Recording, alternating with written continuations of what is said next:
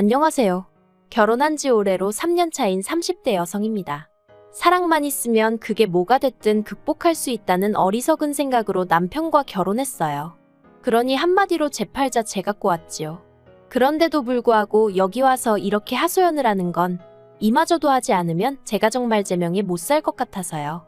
남편이 폭력적이고 무책임한 모습을 보일 때마다 그래도 내 남편이니까 내가 이해해줘야지, 내가 보듬어줘야지 정말 도 닦는 마음으로 참았거든요. 그런데 이제 더는 안 되겠어요. 36살이란 제 나이가 이미 늦었다고, 모든 걸 단념하고 살기엔 너무 아깝다는 생각도 들고요. 남편하고는 사회생활을 하다 알게 된 사이예요. 당시 저는 의류회사를 다니고 있었고 남편은 거래처 직원이었죠. 처음엔 회사 일로 연락을 주고받았는데 그 횟수가 빈번해지다가 몇 번 만나면서 사적인 얘기도 조금씩 나누게 되고, 그게 계기가 되어서 알게 된 지 2년 만에 정식으로 연애를 시작했네요. 비록 사내 커플은 아니었지만 그래도 뒤에서 이런저런 말 나오는 게 싫어서 사람들한테는 알리지 않고 있다가 본격적으로 결혼 준비를 시작하면서 그동안 남편과 연애 중이었단 소식을 전했어요. 사실 제 연애 소식이 뭐라고 그렇게 쉬쉬했나 하는 사람들도 있었겠지만 거기엔 제 나름대로 이유가 있었습니다. 저희 친정부모님은 제가 중학생 때 이혼을 하셨거든요. 이런 말이 어떻게 들릴지 모르겠지만 솔직히 부모님의 이혼 소식을 들었을 때 별로 그다지 놀라진 않았어요. 워낙에 어려서부터 두 분 사이에 다툼이 잦았기에 평생 같이 사실 것 같진 않았거든요. 아무튼 그래도 외도를 했다거나 그런 건 아니었기에 비교적 원만하게 헤어지셨답니다. 저는 친정어머니를 따라갔고요. 하지만 원만하게 헤어지셨다고 해도 이혼이 저에게 미친 영향은 꽤나 컸습니다. 일단 저희 부모님은 같이 장사를 하셨다 보니 동네에 같이 아는 분들이 참으로 많으셨어요. 그렇다 보니 사람들끼리 이러쿵저러쿵 걱정이 되니까 그러는 거라곤 했지만 그래도 별의별 소리가 다 나오더라고요. 그래서 그때 저도 결심했죠. 누구를 만나고 헤어지는 건 정말 조심해야 되는 일이라고요. 사람들한테 괜히 말할 필요도 없고. 그래서 남편과 연애를 시작했을 때도 남들이 알게 될까봐 조심조심했던 거예요. 아무튼 그렇게 주변 사람들에게 알리고 양쪽 부모님들을 만나서 인사도 드렸습니다. 그런데 시댁이 가난한 건 알고 있었어요. 연애할 때도 남편이 자기가 어려서부터 얼마나 어렵게 자랐는지, 지금도 어머님 아버님이 돈 때문에 고생을 얼마나 하시는지 그런 이야기를 종종 했었거든요. 그리고 아니나 다를까 정말 손가락 빨고 살 만큼 가난한 건 아니었지만 그래도 반전세에 거주하시면서 노후 준비도 하나도 되어 있지 않았어요. 그런데 이런 조건을 알면서도 왜 결혼을 했냐면 저라고 조건이 얼마나 나은 건 아니었거든요. 시댁에서는 저희 부모님이 이혼 후 따로따로 사시는 걸 제 흠이라고 여기셨고, 저 또한 나름대로 그게 제 컴플렉스였으니 저는 이혼한 부모 밑에서 자랐으니까 시부모님의 가난 정도는 이해해야 할 것만 같았어요. 그리고 한편으론 사이가 좋지 않으셨던 친정부모님에 반해 시부모님은 그런 와중에도 사이는 무척 좋으셨거든요. 그래서 그런 부모님 밑에서 자란 남편이라면 배우잣감으로 딱이란 생각도 들었고요. 물론 지금은 너무 후회합니다. 사람 성격이란 게 1, 2년 연애했다고 다 알 수 있는 건 결코 아니었어요. 생각해보면 저희 친정부모님도 그 당시에 흔치 않게 연애 결혼을 하셨는데 그럼에도 불구하고 같이 사는 내내 그렇게 싸우고 결국 성격 차이로 이혼을 하셨잖아요. 그런데 전 무슨 자신감으로 남편 성격이 어떻다 저떻다 판단을 내리고 결혼까지 결심했던 건지. 여담이지만 저희 친정부모님은 이혼 후 각자의 삶을 살고 계세요. 그리고 두 분 다 여전히 저에게 잘해주시죠. 하지만 아무래도 다 같이 한 집에 사는 건 아니다 보니 언젠가부터 친정어머니나 아버지께 저에 관한 이야기들을 시시콜콜 말하기가 어려웠어요. 그래서 결혼 전에도 이렇다 저렇다 상의 같은 걸 하기가 힘들었고요. 아무튼 그래서 제 나름대로 제 조건도 완벽치 않으니 가난한 시댁 정도는 제가 안고 가야 할 문제라고 생각을 하고 그렇게 결혼을 결심하게 되었네요. 그런데 제가 정말 생각이 짧았습니다. 가난한 시댁도 문제였고 남편은 결혼 후 제가 전혀 예상하지 못한 모습을 보여주기 시작했거든요. 그건 바로 술이었어요. 연애하는 동안에도 둘이 가끔 술을 마신 적은 있어요. 하지만 대부분은 저녁 식사를 하면서 가볍게 맥주 한두 캔을 마시는 정도였고 술이 약했던 저에 반해 남편은 그렇지 않다 보니 저는 남편에게 주사가 있다고는 꿈에도 상상하지 못했습니다. 언젠가 한번 고등학교 친구들을 만난다고 나갔다가 필름이 끊겨서 들어온 적이 있긴 했었는데 그냥 어느 다른 남자들처럼 어쩌다 정말 진탕 마시고 그렇게 되었나 보다고만 생각했었고요. 그런데 결혼하고 나니까 술만 먹고 나면 저에게 시비를 겁니다. 현관에 들어설 때부터 소리를 지르면서 들어오고 밤새도록 저한테 야 해대는데 그게 너무 듣기 싫고 공포스럽기까지 했어요. 대답을 해주면 얘기가 어디로 튈지 모르니까 눈 딱 감고 자는 척도 해봤는데 그러면 또 대답을 안 한다고 자기를 무시하는 거냐며 별의별 욕을 다 해댔죠. 그리고는 집안에 작은 기물들을 던지기도 했고요. 하지만 작은 기물이라고 해도 거실 바닥이고 안방 바닥에 널브러진 휴지곽이며 리모컨이며 깨진 화분 같은 걸 보고 있으면 그저 눈물만 주룩주룩 흐르더라니까요. 그런데 정작 당사자는 자기는 정말 아무 기억도 없다면서 평소처럼 여보 하고 나와서는 사과도 한 번 한 적이 없습니다. 기억이 안 나는데 자기가 한 건지 정말 모르겠는데 어떻게 사과를 하냐면서 자기가 지금 사과를 하면 그건 진심 없는 가짜 사과라고 그거라도 받고 싶은 거면 하겠다 하면서 빈정거리기나 할 뿐이었죠. 그래도 바보 같은 저는 참고 살려고 했어요. 막말로 저를 때리는 것도 아니고 집안을 때려부시는 것도 아닌데 어떻게든 술을 덜 마시게 하면 상황이 나아지겠지라고 지금 생각해보면 말도 안 되는 소리지만 나름대로 그게 해결책이 돼줄 거라고 생각했어요. 그래서 남편이 술약속이 잡히고 그럴 때면 어떻게든 빨리 들어오게 하려고 가진 술을 다 쓰기도 했는데 결론은 별로 소용은 없더라고요. 나중엔 아예 제 전화를 받지를 않았으니까요. 하지만 그래도 어떻게든 품고 살려고 했어요.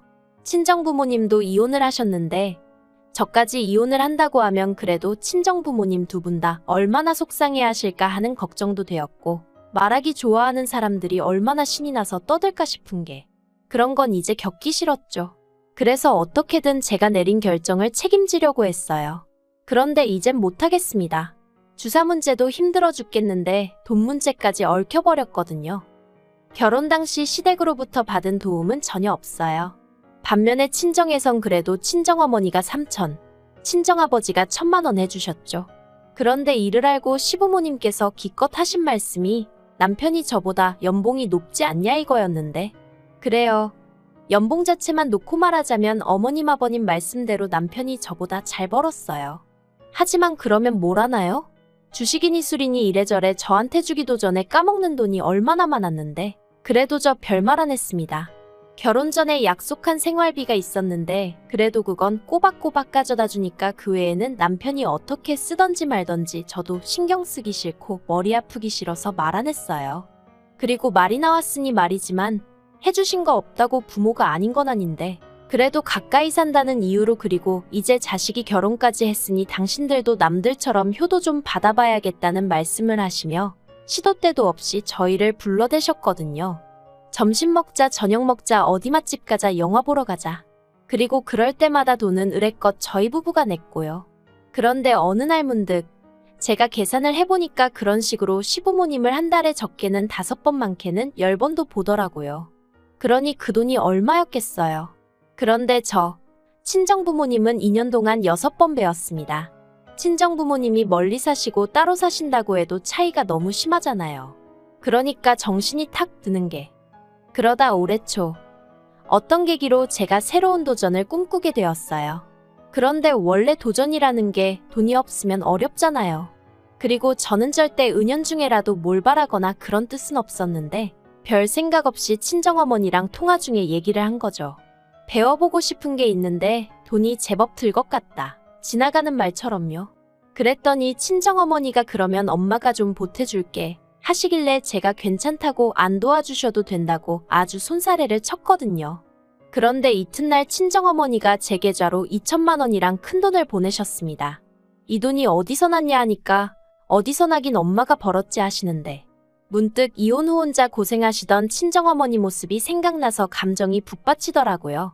그래서 이 돈은 절대 못 받는다 못 쓴다 했는데 괜찮다고 그냥 받으라며 꼭 뭘 배우는데 쓰지 않더라도 비상금으로 가지고 있으라셨어요.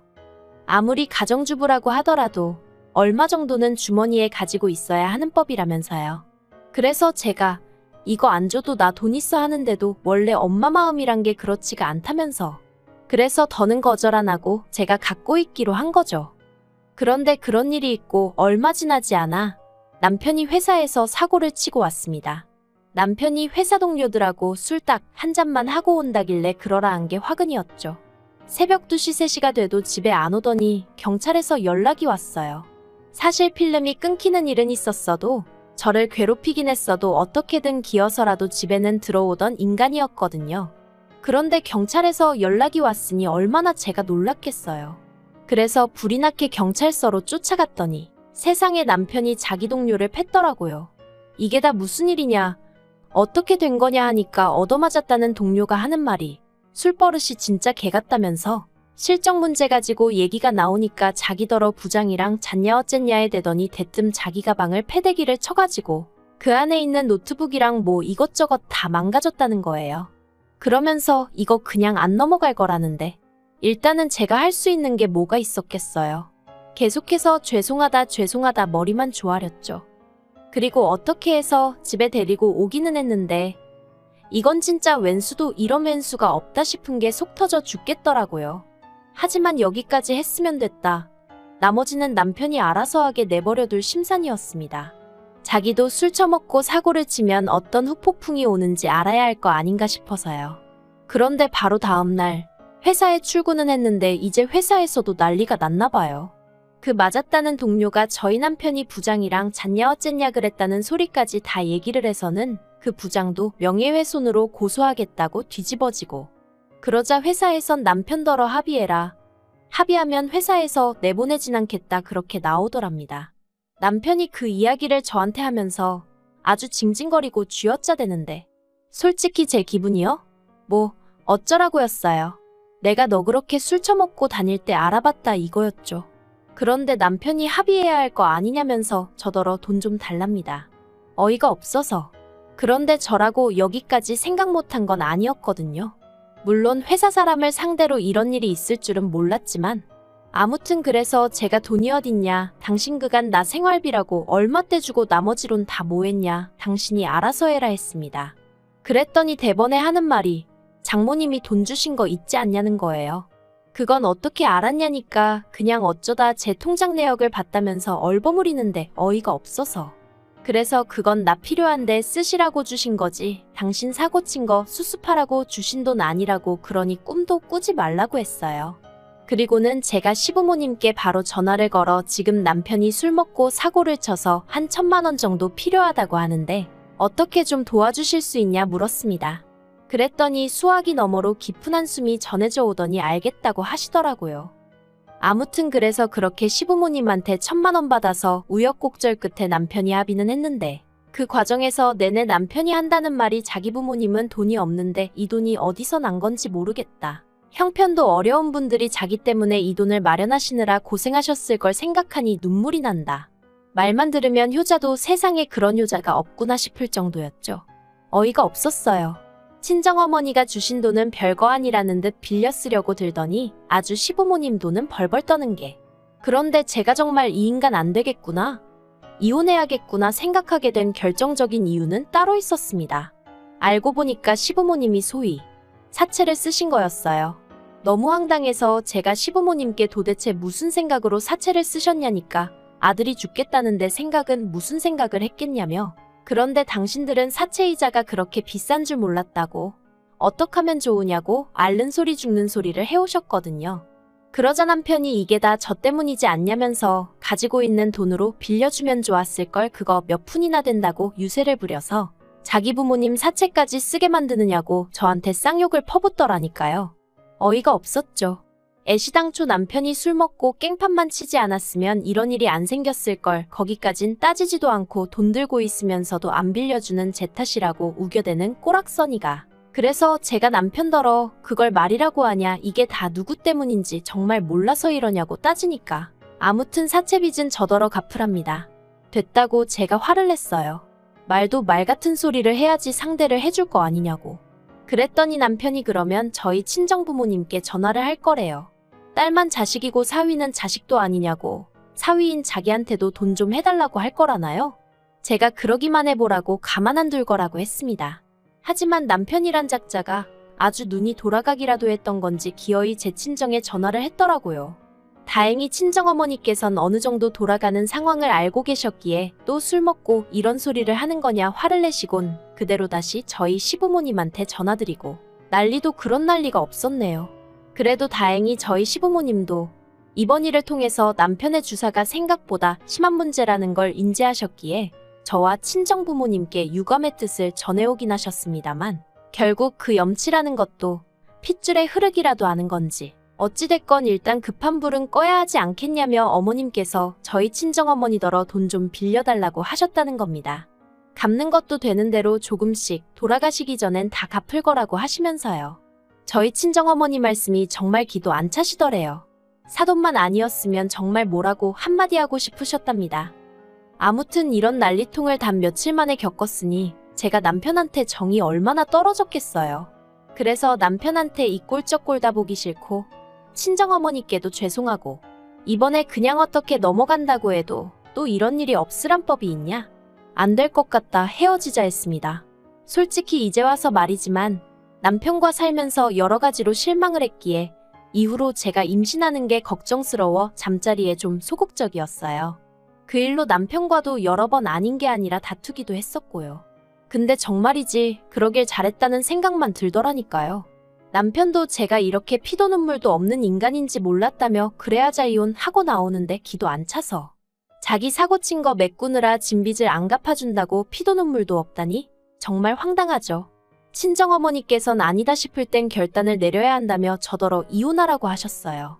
당신이 이혼을 하셨다 보니 행여나 쉽게 말한다 소리가 나올까봐 그간 몇 번이나 이혼하라 소리가 목구멍 끝까지 올라왔는데 참으셨었다며 이젠 정말 해야겠다고 이혼 그거 별거 아니라며 저더러 제 능력으로 벌어먹고 살 수 있는데 뭐가 걱정이냐 그리고 엄마도 있으니 기죽지 마라.